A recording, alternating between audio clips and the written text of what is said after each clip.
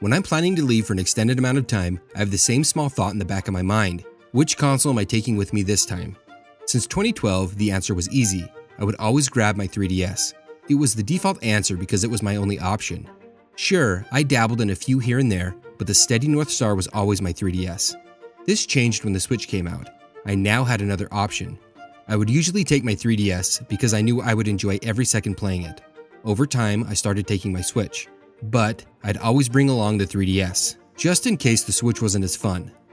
I found that when I decided to play one or the other, I would stick to that decision. If I went into it thinking about playing the Switch, I played the Switch without touching my 3DS for the whole trip. And that went the other way as well. If I thought I would want to play the 3DS, the Switch would stay put in my bag. Eventually, I took the plunge and only brought my Switch. It was great, and of course it worked out. I liked the Switch, I played it all the time at home, so why wouldn't I like it on the go? I still love my 3DS and play it all the time, but the Switch is also great. I really enjoy playing it. Over the years, I started making videos about each system, and it never fails that people will reach out and explain to me why they think the opposite console to what the video is about is better. Even though they make good points, is there really one that is better than the other? Sure, the Switch has better specs, but does that make it far superior to the 3DS? Console design, functionality, and most importantly, the games made for it, all need to be taken into account. There are people who still swear that the Super Nintendo from the 1990s is the best game console ever, or that the Game Boy Advance was handheld gaming at its peak. These are all subjective opinions. Having to decide which side to take is a little odd. The Switch and 3DS are made by the same company, and both have that Nintendo charm, so why do we feel like we have to choose? All this brings me back to my personal conflict with taking them with me, and it comes down to this. Which one is more fun?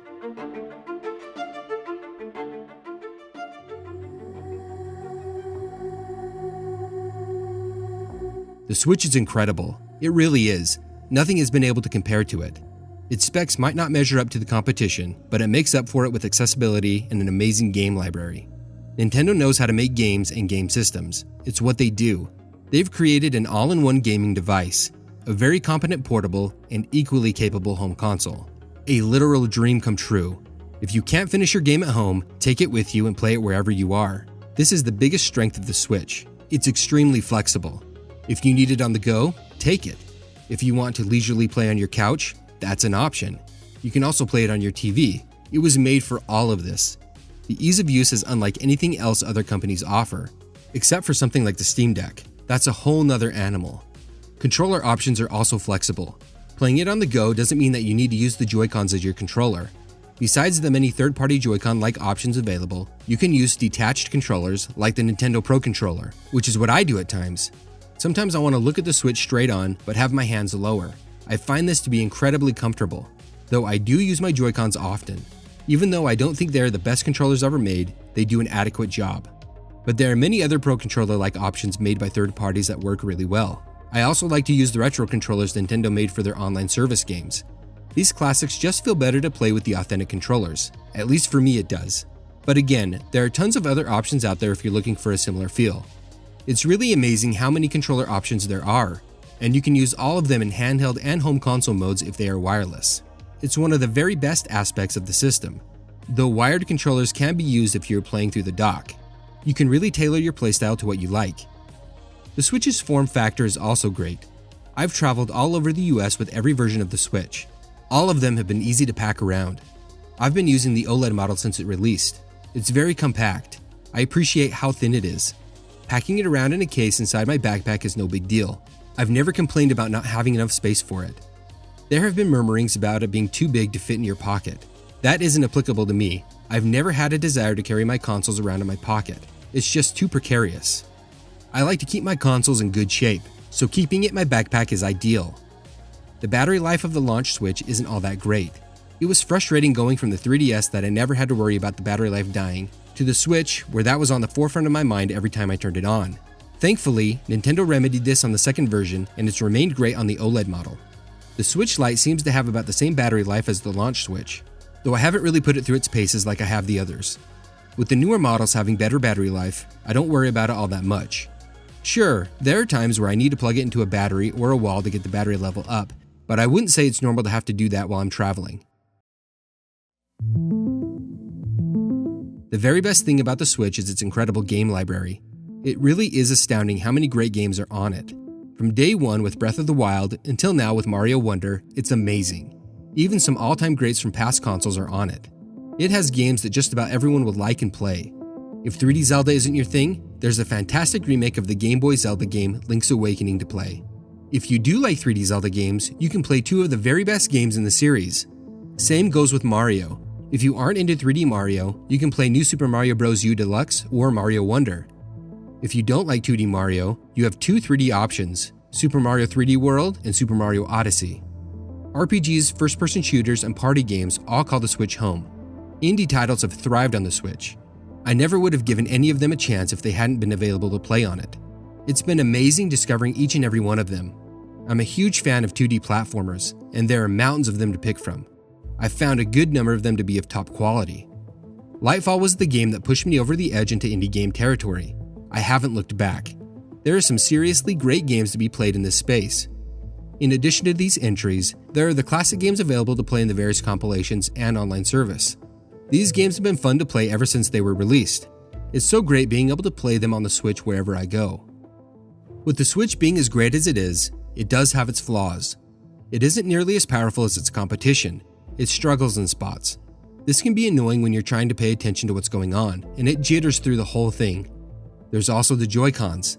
The design of the Switch is great. Having two controllers included with the system is a good idea, but maybe it's a little cramped for what they were going for. I've given this a try, and I can't see playing anything for long periods of time with this tiny controller. Maybe in a pinch this would work, but almost anything else would be better. Though that's not the entire reason the Joy-Cons are negative to the system. Joy-Con drift is synonymous with the Switch. It's so unfortunate that it's been so widespread. I have many friends who have suffered from it. These things aren't cheap, and I know Nintendo fixes them for free, but it's not guaranteed that you will get your Joy-Cons back. At least for the people I know who sent theirs in and got different used Joy-Cons as replacements. I haven't suffered from it, and I hope I never do. And that's not the only bad thing about them. I personally don't like the way the sticks feel. I get that these have a tiny form factor, and Nintendo had to make compromises, but I'm not a fan of them. I also don't like the 4 face buttons they decided to go with on the left Joy-Con instead of a proper D-pad. At least give us an option to get one with a D-pad. I will never use them as separate controllers. I would love the option to have a D-pad to use for the retro games. But even before I invest all my money into controllers to control the retro games, I have to pay a perpetual fee to access them. The online service having a subscription model has been difficult to adjust to. Instead of offering these games for sale individually, we have to continually pay for them until the service goes down. This is good for those who like paying for things that will never be theirs, but there are those who like to have ownership over the things they buy. I know there's the argument that you only buy a license, but still, if I want to play the games on the Virtual Console from either the Wii, Wii U, or 3DS, I can do that right now.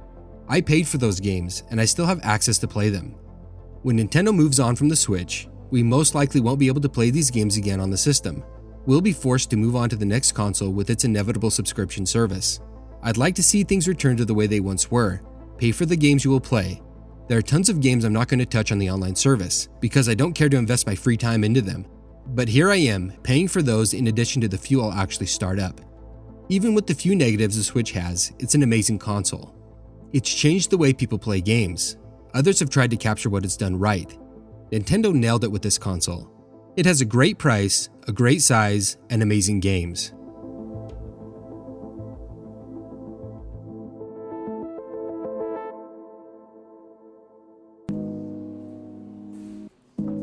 The 3DS had a rough beginning. It was too expensive. Almost nobody was willing to pay the amount Nintendo was asking. So, they dropped the price. But there's a whole backstory to this price drop that could be made into a documentary all on its own. It involved the president of Nintendo at the time, Satoru Iwata, taking a significant pay cut to make up for the price drop, which is incredible. That move alone kept Nintendo thriving in the portable space, while they were floundering with their home console. The price drop saved the system. It became very popular and remains that way today. It's the successor to the DS, which it shares many of the same design elements. It retains the dual screens and the stylus, but it adds a little bit of flair with the 3D effect, a wider upper screen, and a circle pad that acts like an analog stick. There are also other models in the 3DS family that don't display games in 3D. Those are the 2DS and new 2DS XL. For the models that have the 3D effect, it is game-changing. The most mind-boggling part of it is that it doesn't require glasses to see it. It's amazing, and I'm still amazed by it even today. The effect isn't to everybody's taste, which is perfectly fine. I've played many 3DS games without it, and the games are still extremely fun. Play the way that's best for you. Though I think it adds tremendously to the gameplay of each game that uses it. Link Between Worlds feels like a whole different game with it on. There's real dimension there. And that goes for all the games that use it. Mario 3D Land is amazing when played with the 3D effect turned on. When you're falling, you get this sense that you're really moving through space. It's something I haven't experienced anywhere else. I hope that there will be a way to play 3DS games with the 3D effect in the future on some sort of device. I just don't want that part of gaming history to disappear. Luckily, it sold really well. There are still plenty around in a variety of versions. Nintendo made 6 different 3DS models. They are broken up into 2 groups, the original systems and the new systems, which is what Nintendo decided to call them. The new 3DS consoles improved the 3D stability, upgraded the processor, and added a nub and a couple of shoulder buttons, and moved a few things around like the stylus and the game card slot. As for the new 2DS XL, it got a redesign, which allows it to close, and got all the upgrades that were given to the new 3DS and new 3DS XL, with a few additional changes like the stylus size and the flap that covers the game card slot and SD card. The great thing about having 6 different models is that you have a choice. You can cater your playstyle to the console. Some people like a smaller system to carry around with them, others like bigger screens. There are those who don't like the 3D effect and only want to play in 2D. There are 2 choices for that. You can even get one that doesn't close. The 3DS line is great for allowing us to choose which way we want to play. There are no wrong decisions about which one you prefer. Though, unlike the Switch, for controls, what you see is what you get. There are no external options available. I've heard that some people develop hand cramps during play sessions. I can see that being an issue for some, though I've never had any problems with the 3DS's controls. I think they're great. There's even a D-pad on every model. I found the circle pad to be very easy to use. I like that it's flat. It reduces the size of the console and allows it to close, which makes it easier to carry around with me. This thing fits everywhere. I carry my main 3DS in a hard case and put it in my backpack. I have never had any issues carrying this around. The 3DS is a true portable. It was designed to be carried around everywhere. It would have been nice to have been able to play 3DS games on the TV, but there's a certain charm to them only being playable on the 3DS. I know there are ways to do it. I just like the idea of these game worlds only existing in this tiny console.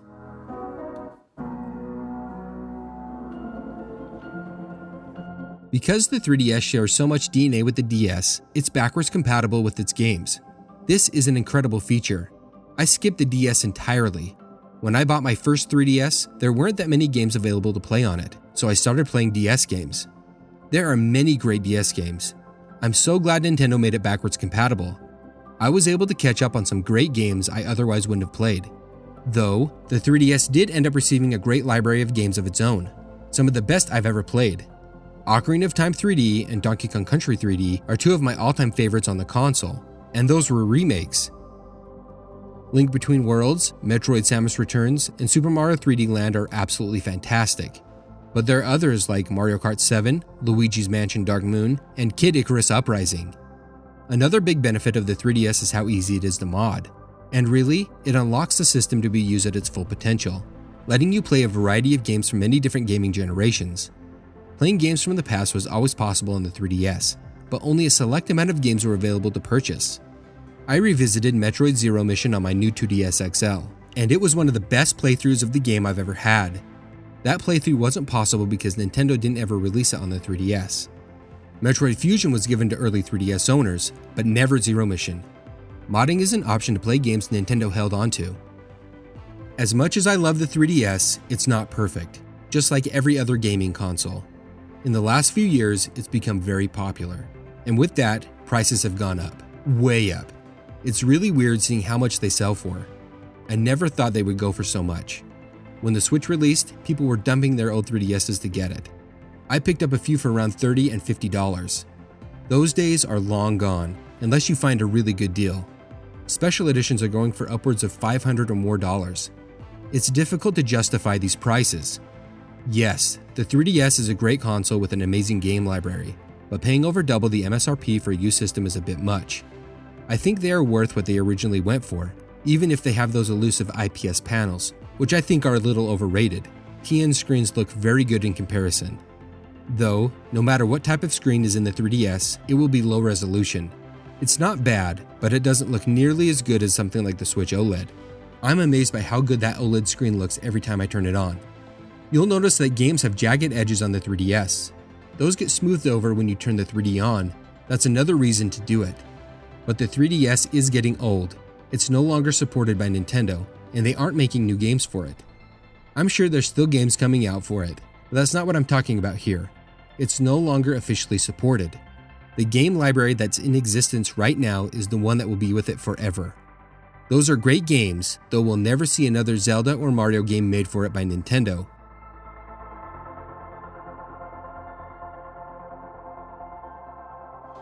So how do these systems compare to each other? They have similarities, but they really are different animals. While both are handhelds, the Switch is also a home console. The benefit of these two worlds in one console is undeniable, giving the convenience of playing your games on a bigger screen or anywhere you want. The 3DS doesn't have this ability, it's only a handheld. But that isn't a bad thing. Being so focused on being a handheld, games made for it are specifically designed to be played on the smaller console on the go. Even remakes were designed with this in mind. The biggest one I can think of is Donkey Kong Country Returns 3D. They got rid of the motion controls, instead making it playable with just buttons. The Switch, having to take into account that it's a handheld and a home console, has to accommodate for both. This usually favors the home console side, though these games are all very playable portably. Being handhelds, size is a big factor in making them conveniently portable. Both the Switch and the 3DS are a good size to take on the go, the 3DS being extremely compact in comparison. It folds up to half its size. Well, 5 of them do. The other is larger, but still very portable. Some are very small, really making it all that much more convenient to take around. The Switch, on the other hand, is not as small. Yes, it's thin and compact, but it's wider and the Joy-Cons stick up and down from the main body, with the analog sticks and shoulder buttons. This isn't a very big deal, but the Switch does take up a larger footprint. I'd say they're both very portable and easy to carry around. But if you're conscious of size, the 3DS is smaller. One major difference between the two is that one has tons of character and the other doesn't even come close. The 3DS has main menu themes that you can customize to what you want. It also has very pleasing menu music. In contrast, the Switch feels like it's devoid of life. If it weren't for the small jingles and boops when you navigate through the menus, one would wonder if there was something wrong with their system. For over a decade, Nintendo's consoles were beaming with life. Even the mini consoles have quite a bit of character. With the Switch, they went in a different direction. And it's not necessarily a bad thing. It's a game-first console. Many people bring this up against the Switch. I like to look on the positive side, though I didn't always think this way. But the more I think about it, the more I like that it doesn't have customizable themes and menu music. Get me to the game I want to play as fast as possible. That's what I love about the old retro consoles. There's no fluff. They're all about the games. Either way, the 3DS and Switch deliver great gaming experiences, despite the amount of character involved. Each console has amazing games, some of the best in existence. You can't go wrong with either library. One has received its games and the other is still getting them. The 3DS had an incredible run. It will go down as one of the very best Nintendo handhelds. My playthroughs of Mario 3D Land, Metroid Samus Returns, The Legend of Zelda Ocarina of Time 3D, Donkey Kong Country Returns 3D, and The Legend of Zelda Link Between Worlds will stay with me forever. They are masterfully crafted games that take full advantage of the 3DS. 2 of them were remade to be played on the system, which are arguably the definitive versions of both games. In A Link Between Worlds, we get to play in the world from A Link to the Past. I was probably the opposite of everyone else because I hadn't played A Link to the Past yet. This was my first introduction to it. When I played through A Link to the Past, it was amazing seeing that world in its original form, which made playing A Link Between Worlds again that much better. These games will forever be some of my personal favorites, but there are many more that could be included here. The Switch has probably the best lineup of games ever assembled in history. It's truly great. There's so much, it's a little overwhelming. We're living through good times when there are too many great games to play. And to have all these great games on the Switch was not expected, given how the Wii U was received. Nobody thought Nintendo was going to bounce back the way they did. And not just with first-party releases like Mario, Zelda, Kirby, and Metroid, but also from third parties. Some of the best and most engaging games I've ever played are on the Switch, and those types of games are still being released. Mario Wonder has exceeded all my expectations. I'm a huge fan of 2D Mario games. It's great to see how much care was put into it. This is the biggest difference between these two consoles. The Switch is still receiving new releases from Nintendo. Being able to play these games when they come out is something else. You are experiencing this thing with millions of other people at the same time. You can always go back and play games, but there's only that small window when a large amount of people are playing the same game at the same time. It's fun being a part of something like that. The Switch is giving us those moments, along with a huge catalog of amazing games to play.